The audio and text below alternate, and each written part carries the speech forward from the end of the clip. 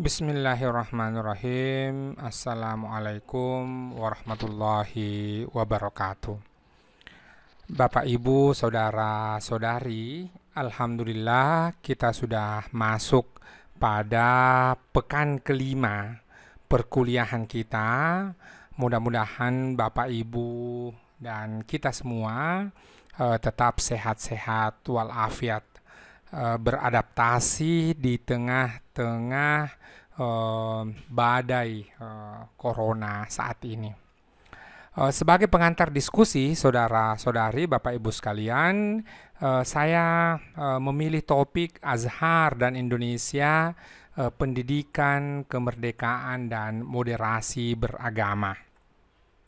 Senyampang dengan kesyukuran 7 Ramadan yang baru saja berlalu sebagai memperingati pertama kalinya atau pembukaan Al-Jami' Azhar atau Al-Azhar Al-Syarif di Mesir, di Kairo.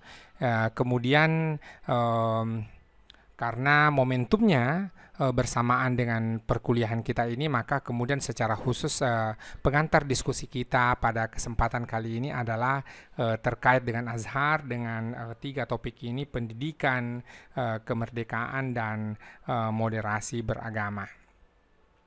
7 Ramadan 361 Hijriah menjadi awal kali pertama pengajian atau pembelajaran dilaksanakan di Masjid Azhar, yang sekarang ini adalah merupakan bahagian integral dari kampus Universitas Al-Azhar.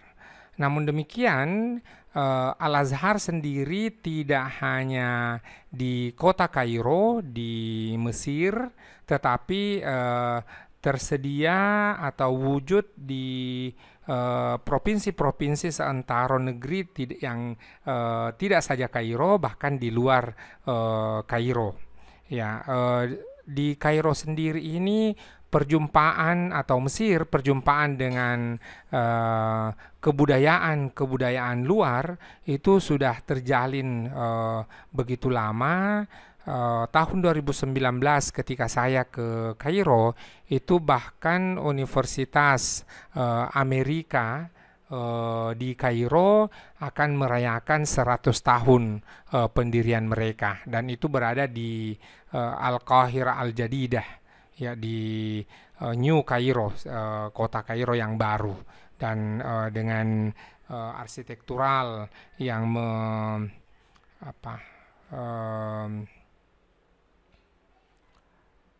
adaptasi terhadap suasana padang pasir, namun juga tetap dengan kemegahannya. Diawali dari masjid yang akhirnya kemudian menjadi perguruan tinggi. Sekarang ini pembelajaran tidak lagi hanya di masjid saja, tetapi juga berlangsung di kelas-kelas, dan begitu juga tetap di masjid yang awal tadi. Dan ini menjadi salah satu monumen pendidikan Islam yang kemudian menginspirasi atau memberi wawasan ke lembaga pendidikan Indonesia, diantaranya Gontor. Namun demikian bukan berarti bahwa Azhar ini semata-mata merupakan pendidikan agama saja, tetapi punya fakultas umum, punya fakultas keagamaan, istilah-istilah fakultas tarbiyah, fakultas usuluddin, fakultas syariah kita adopsi dari Azhar, yang menjadi bahagian menjadi wawasan para pendiri perguruan tinggi keagamaan Islam. Sekarang kita sebut PTKI, sebelumnya kita sebut dengan PTAI, Perguruan Tinggi Agama Islam. Azhar sendiri punya fakultas-fakultas kedokteran, fakultas komputer, kedokteran, Sementara kampus putra dan putri dipisah, ada kampus yang khusus putra dan ada kampus yang khusus putri. Perkembangan dan situasi kekinian juga tetap diadopsi oleh Azhar.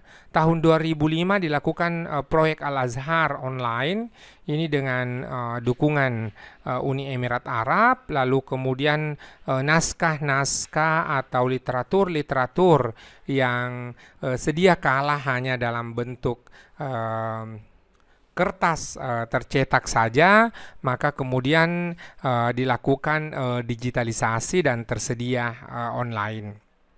Ini juga menjadi kesempatan kita eksplor sejauh mana, tetapi ini menjadi temuan-temuan awal atau diskusi-diskusi awal terkait Azhar di dunia Muslim.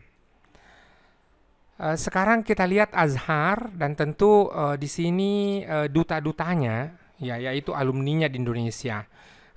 Sebagai lembaga keagamaan, ya tentu mereka akan menghasilkan alumni-alumni yang menjadi pemimpin keagamaan. Guruta, Prof. Quraish Shihab diantaranya, ya. Lalu kemudian pimpinan perguruan tinggi Prof. Amani Lubis di UIN Syarif Hidayatullah, ya. Politik, ya, ada Tuan Guru Bajang, ya, yang menjadi gubernur Nusa Tenggara Barat, ya, ada pula Ustadz Abdul Somad, ya, dan banyak lagi kenamaan itu. Lalu saya menjumpai guru, dosen, pedagang, penguasa, dan juga pengusaha, ya. Lagi-lagi tidak saja guru agama atau dosen saja, tetapi kemudian menyebar dalam berbagai bidang kehidupan, termasuk tentu tadi politisi-politisi. Dari semua itu kita bisa lihat tipikal, ya, alumni-alumni Azhar itu adalah orang-orang yang moderat, ya. Saya perlu mengkaji lebih jauh lagi bagaimana mazhab-mazhab itu diajarkan. Dugaan saya sebagai lambang dunia Islam, tentunya Azhar tidak hanya mengajarkan satu mazhab, tetapi semua ekspresi-ekspresi beragama atau pendapat-pendapat keagamaan itu tentu diajarkan di sana. Dalam skala nasional di lingkungan kita ada Direktur Pasca Yayan Sorong, ada Dr. Haji Surahman Amin, juga beliau alumni Azhar. Dari semua ini dua hal yang menjadi penjelasan teoritisnya bahwa lembaga pendidikan Islam termasuk perguruan tinggi Islam sesungguhnya mendapat wawasan ataupun aspirasi ataupun inspirasi dari keberadaan Azhar itu sendiri, sebagaimana penelitian Subhan tahun 2012. Ya, sementara Azumardi Azrah mengemukakan di buku terbitan 2002 bahwa alumni-alumni Azhar inilah yang menjadi penghubung antara Indonesia dan Mesir, sebab salah satu catatannya adalah orang-orang Indonesia, nanti kita akan eksplor lagi penjelasan-penjelasan yang lain, sudah ada sejak 1923. Berarti hipotesa tentang ini sangat berhubung kait karena kemerdekaan kita tahun 1945, sehingga boleh jadi keberadaan orang-orang Indonesia yang ketika itu kita belum menyebutnya Indonesia itu menjadi penghubung antara Indonesia dan Mesir, dan di antara negara yang pertama kali mengakui kemerdekaan Indonesia itu adalah Mesir. Dan percakapan-percakapan di Mesir selalu adalah Misra Ummud Dunia, ya, mereka adalah ibu dunia, ya. Biasanya dilanjutkan oleh kawan-kawan mahasiswa Indonesia dengan melanjutkan bahwa wa Indonesia abuha, ya, wa Indonesia abuha, ya. Kita lihat Azhar Indonesia, kalau tadi terkait dengan alumninya sendiri, maka sekarang adalah Azhar Indonesia dan lembaga pendidikan. Kita lihat Yayasan Pesantren Indonesia yang berdiri tahun 1952, ya, itu setahun setelahnya mendirikan Masjid Agung. Ya, ini juga tipikalnya sama dengan Universitas Al-Azhar. Ya, itu diawali dari masjid ke lembaga pendidikan. Ya, Al-Azhar Indonesia sendiri mulai dari TK Islam sampai Universitas Al-Azhar Indonesia dengan akronimnya UAI. Ya, bahkan sekolah Al-Azhar ya ini sekolah elit ya, sekolah biayanya di atas rata-rata sekolah madrasah itu menyebar ke seluruh Indonesia. Eh, berapa? 7 tahun. Ya, 7 tahun setelah pendirian Masjid Agung ini yang ada di Kebayoran Baru, yang didirikan tadi oleh Yayasan Pesantren Indonesia, itu kemudian datanglah Profesor Dr. Mahmud Shaltut. Ya, kalau di Azhar di sendiri tidak disebut dengan profesor, tapi ustadz. Ya, jadi ada pemaknaan ustadz di Indonesia dan di Mesir yang kemudian berbeda konteks ya. Kalau di Indonesia ustadz itu adalah guru agama, guru mengaji, ya pengajar keagamaan, pengajar agama Islam. Sementara di Mesir sendiri ustadz itu adalah guru besar. Semasa itu beliau Ustadz Dr. Mahmud Shaltut tahun 1960 melakukan kunjungan ke Jakarta dan salah satunya adalah Masjid Agung yang ada di Kebayoran Baru dan memberi nama dengan menyematkan nama Al-Azhar yang semasa itu imam besarnya adalah Buya Hamka. Pertanyaan-pertanyaan yang boleh jadi mengawali penelitian tentang Azhar ya, atau kaitannya Azhar dan Indonesia. Bagaimana dengan Azhar dan Papua? Ya, saya bertemu dengan satu putra Teminabuan yang nyantri di DDI Mangkoso, kemudian melanjutkan pendidikan ke Azhar sekarang ini. Itu tahun 2019 ya. Berarti kita bisa melihat ada hubungan atau ada tradisi antara Papua, warga Papua dengan DDI dan Azhar. Ya, ini karena warga Papua, warga Muslim Papua yang menuntut ilmu ke DDI. Lalu kemudian pada kesempatan berikutnya jenjang perguruan tinggi mereka melanjutkan ke Azhar. Bagaimana dengan alumni Azhar yang mengabdi di Papua? Ya, itu perlu kita eksplor. Paling tidak karena ada organisasinya, agak mudah kita mendapatkan informasi-informasi itu. Dan Direktur Pasca Sarjana kita itu beliau adalah alumni Azhar dan salah satu pengurus alumni, ikatan alumni, sehingga kita boleh mendapatkan informasi-informasi terkait dengan itu ke beliau. Dalam kelembagaan Stein Sorong sendiri, ya ketika itu masih disebut dengan Stein Sorong, sekarang ini Yayen Sorong, kehadiran dosen Azhar di pasca sarjana dalam rangka seminar internasional. Berarti tidak saja yang tadi putra Papua yang belajar ke Azhar, orang Azhar sendiri sudah menjejakkan kaki ke kampus kita yang tercinta. Menyebut beberapa nama, ya ada Dr. Surahman Amin, ada Dr. Muhammad Zuhri Abu Nawas, ada Dr. Muhammad Irfan Helmi, termasuk Guruta Dr. Hamzah Harun Al-Rashid. Itu kesemuanya adalah alumni Azhar yang menjadi relasi atau bahagian kerjasama dengan Yayen Sorong. Maka kita boleh meneroka topik-topik ini ya, sepanjang kita sudah memulai dengan realitas, berarti ada fenomena yang kita boleh jelaskan menjadi topik penelitian. Itu mengawali diskusi kita. Lalu kemudian kita boleh melihat ya beberapa data-data ya atau referensi yang ada seperti di website Masjid Agung Al-Azhar ya. Ini kemudian ada apa namanya sejarah-sejarahnya di situ bisa kita lihat ya, bisa kita baca lebih detail ya. Kemudian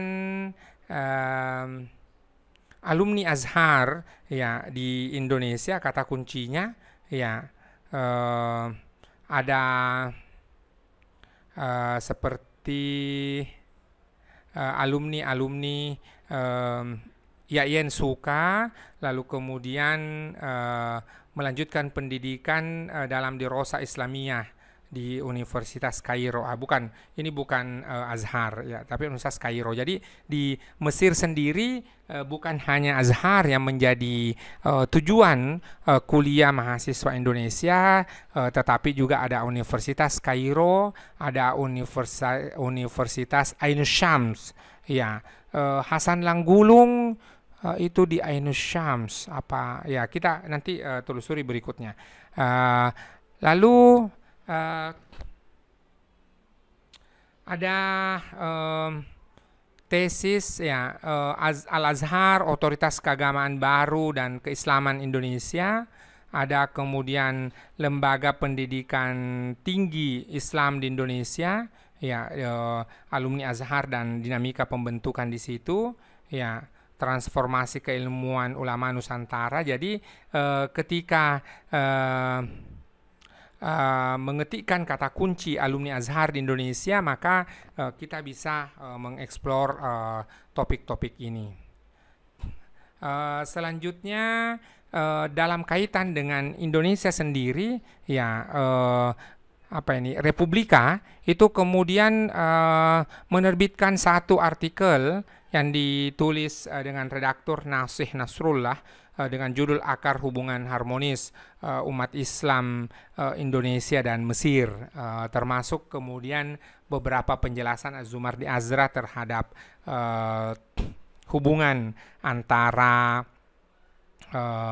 jaringan ulama Nusantara ini di Indonesia dan Mesir.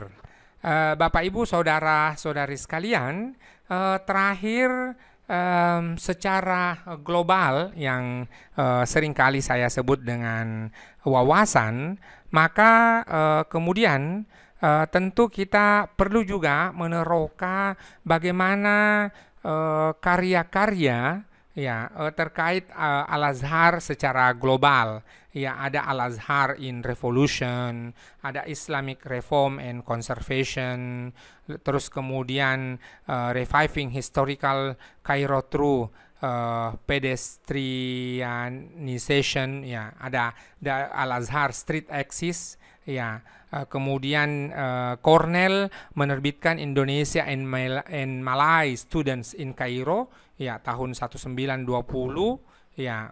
Lalu kemudian Al-Azhar Between the Government and Islamists dan seterusnya. Jadi kajian-kajian ini tentu menjadi bahagian dari wawasan penulisan artikel atau penulisan kita ya, kalau kemudian mengkaji tentang Al-Azhar di Indonesia. Sebagaimana berkali-kali saya kemukakan dan saya kemukakan kembali pada kesempatan ini, bahwa ketika kita menulis, maka bahagian state of the art ataupun bahagian diskusi itu sangat ideal kalau dimulai dengan diantaranya dengan wawasan-wawasan global. Demikian Bapak Ibu saudara-saudari ya, pertemuan kita, pertemuan pekan kelima ya, mudah-mudahan Anda dan kita semua tetap sehat walafiat. Silahkan disimak video sebelumnya terkait dengan capaian-capaian pembelajaran. Itu sudah perlu mengunggah ke ResearchGate, lalu kemudian juga mulai mempersiapkan capaian pembelajaran. Demikian, billahi taufiq wal hidayah. Wassalamualaikum warahmatullahi wabarakatuh.